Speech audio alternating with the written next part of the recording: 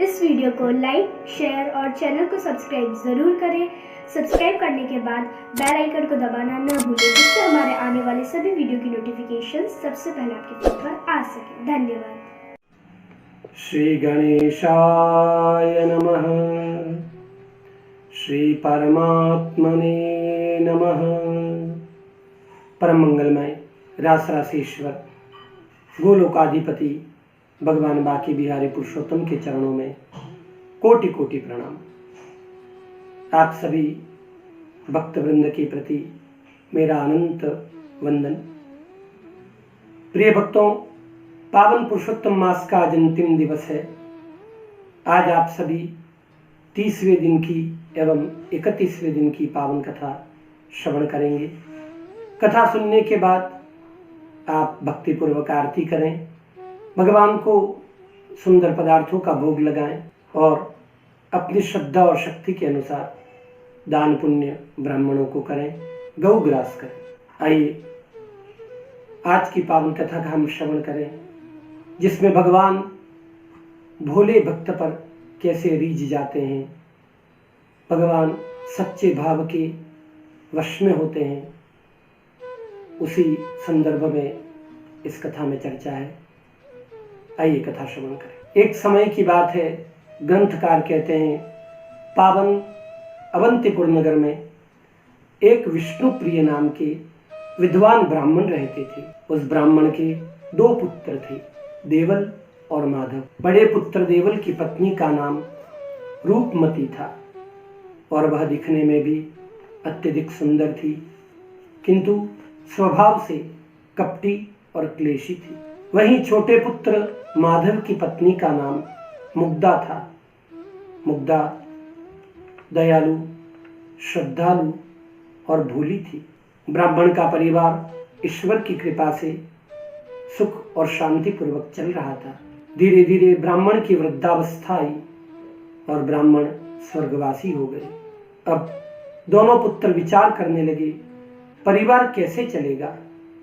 पिताजी का इकट्ठा किया हुआ धन धीरे धीरे खर्च होने लगा और एक दिन ऐसा आया कि बिल्कुल धन खत्म हो गया। ऐसी परिस्थिति में देवल और माधव काम करने जाते, किंतु उन्हें अपने ज्ञान के अनुरूप कोई अच्छा काम नहीं मिल पाया, क्योंकि उन दोनों को अपने ब्राह्मण कर्म का भली प्रकार अनुभव नहीं था।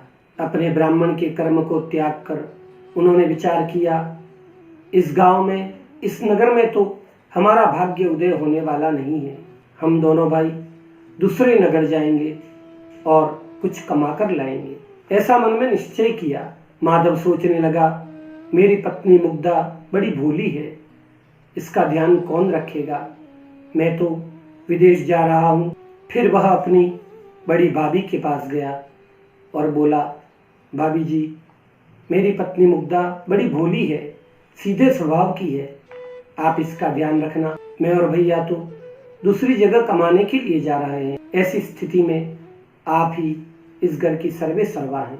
देवल और माधव अपनी पत्नियों से विदा लेकर दूसरे देश की ओर जाने लगे।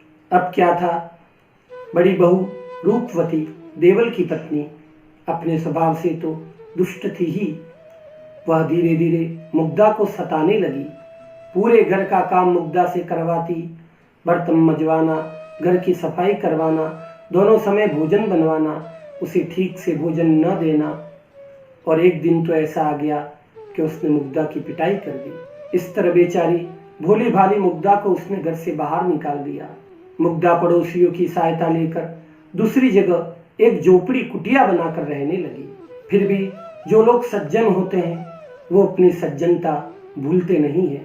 इतना होने पर भी मुग्धा समय समय पर अपनी भाभी के पास आती, उनके हालचाल पूछती। रूपमती धर्म के विषय में कुछ नहीं जानती थी, किंतु लोगों को दिखाने के लिए देव दर्शन करती, मंदिर जाती, पूजा करती। एक समय पावन पुरुषोत्तम मास आया।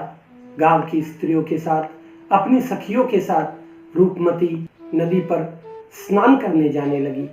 माँ कांठागौर की पूजा करती, दीप जलाती। इस तरह वह क्रम चल रहा था।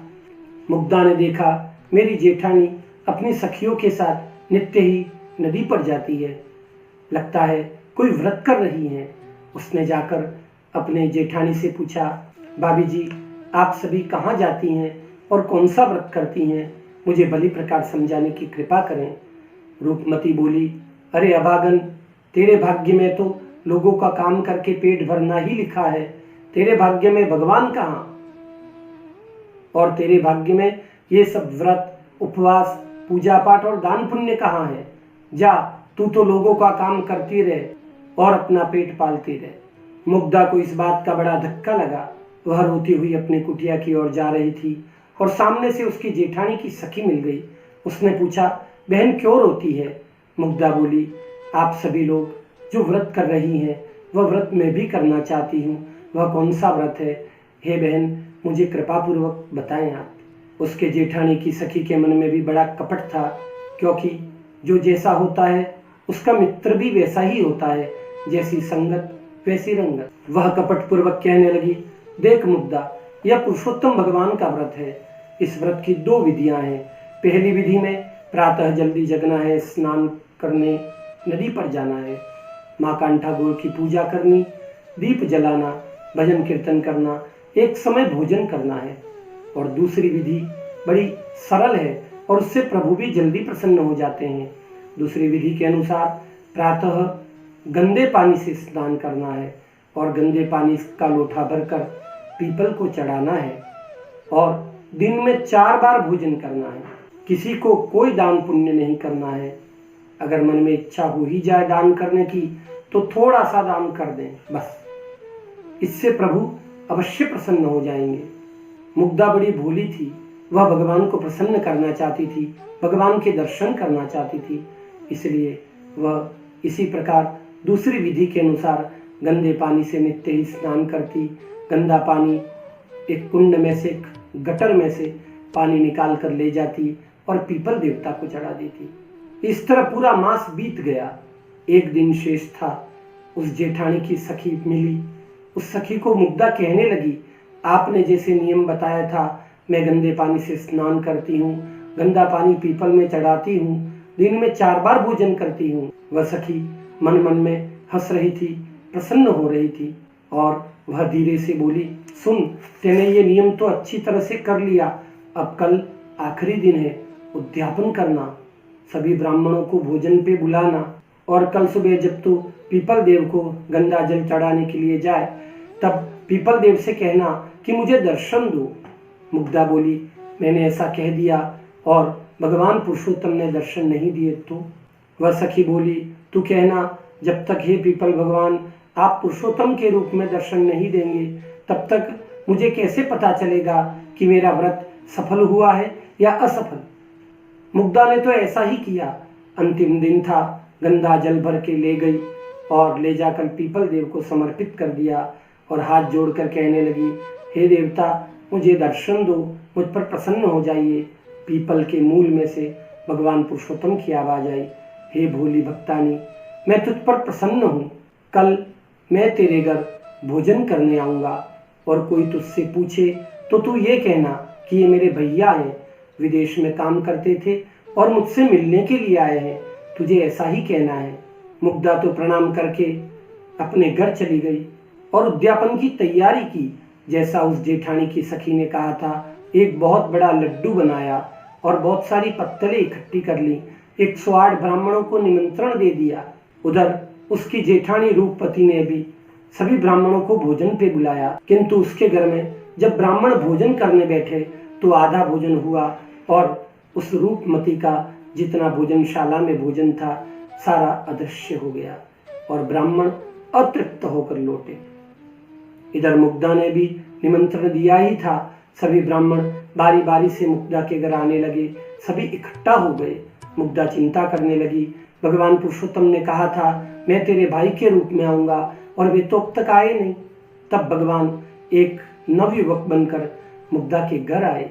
मुग्धा दूर से ही पहचान गई कि भगवान ही मेरे भाई बनकर आए हैं और उनको प्रणाम करके अपने घर में ले गई और जाकर उनके हाथ में वह बहुत बड़ा लड्डू दे दिया और 108 पत्तलें दी कि भैया आप भी खाओ और सबको खिलाओ।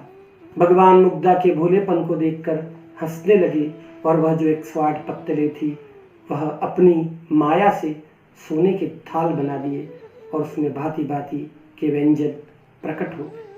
सभी ब्राह्मणों को भगवान ने बिठाया और सबको वो थाल परोसे।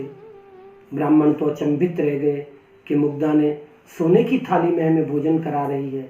आनंद आ गया। स्वादिष्ट भोजन प्राप्त करके सभी ब्राह्मण संतुष्ट हुए और भगवान ने फिर सभी ब्राह्मणों को एक एक सोने की मोहर दी। ब्राह्मण तो मुग्धा की जय जयकार करते हुए अपने घर चले गए। अब घर में नवयुवक के रूप में आए भगवान और मुग्धा, दो ही लोग थे। भगवान ने मुग्धा के हाथ में एक मिश्री का टुकड़ा दिया। मुग्धा ने उसे प्रसाद समझकर ग्रहण किया तो उसे ज्ञान की प्राप्ति हो गई। उसका सारा भोलापन दूर हो गया। वह भगवान को प्रणाम करने लगी, वंदन करने लगी और भगवान ने उसे शंख चक्र गदा पद्म धारण करके दिव्य दर्शन प्रदान किए। और भगवान ने मुग्धा को अनंत आशीर्वाद दिए। हे मुग्धा, जिस गंदे पानी के कुंड में से जल लाकर तूने मुझे अर्पित किया था, वही गंदे पानी का कुंड एक मुग्धा सरोवर के नाम से प्रसिद्ध होगा। उसमें जो भी स्नान करेगा वह मेरे धाम को प्राप्त करेगा। मुग्धा को अनंत धन, वैभव और ऐश्वर्य प्रदान किया। उधर रूपवती और उसकी सखी को यह समाचार जब मिला तो उन्हें बहुत जलन हुई, किंतु समय रहते भक्ति का बोध भी हो गया और वह आकर मुग्धा से क्षमा याचना करने लगे और सभी परिवार के लोग, वह जेठानी, देरानी, मुग्धा और रूपवती संग संग रहने लगे। भगवान पुरुषोत्तम का गुणगान करने लगे। मुग्धा की पूरे नगर में वाहवाही होने लगी। भगवान पुरुषोत्तम की महिमा का बड़ा वर्णन हुआ। इस तरह भगवान भोले भक्तों पर प्रसन्न हो जाते हैं, उनके भाव को देखकर रीझ जाते हैं। बोलो पुरुषोत्तम भगवान की जय। श्री राम जय राम जय जय राम, श्री राम जय राम जय जय राम, श्री राम जय राम जय जय राम, श्री राम जय राम जय जय राम, श्री राम जय राम जय जय राम, श्री राम जय राम जय जय राम, श्री राम जय राम जय जय राम, श्री राम जय राम जय जय राम। भोले भगत के भाव देख कर, भोले भगत के भाव देख कर, भोले भगत के भाव देख कर, भोले भगत के भाव देख कर, प्रभुवर दर्शन देते, प्रभु दर्शन देते, प्रभु दर्शन देते, प्रभु दर्शन देते, प्रभु दर्शन देते। श्री राम जय राम जय जय राम, श्री राम जय राम जय जय राम, श्री राम जय राम जय जय राम, श्री राम जय राम जय जय राम। भाव के वश में है मेरे गिरधर, भाव के वश में है मेरे गिरधर, भाव के वश में है मेरे गिरधर, भाव के वश में है मेरे गिरधर। भाव से ही खुश होते, प्रभु दर्शन देते, प्रभु दर्शन देते, प्रभु दर्शन देते, प्रभु दर्शन देते। श्री राम जय राम जय जय राम, श्री राम जय राम जय जय राम, श्री राम जय राम जय जय राम, श्री राम जय राम जय जय राम, श्री राम जय राम जय जय राम, श्री राम जय राम जय जय राम, श्री राम जय राम जय जय राम, श्री राम जय राम जय जय राम, श्री राम जय राम जय जय राम, श्री राम जय राम जय जय राम, श्री राम जय राम जय जय राम, श्री राम जय राम जय जय राम। पुरुषोत्तम भगवान की जय।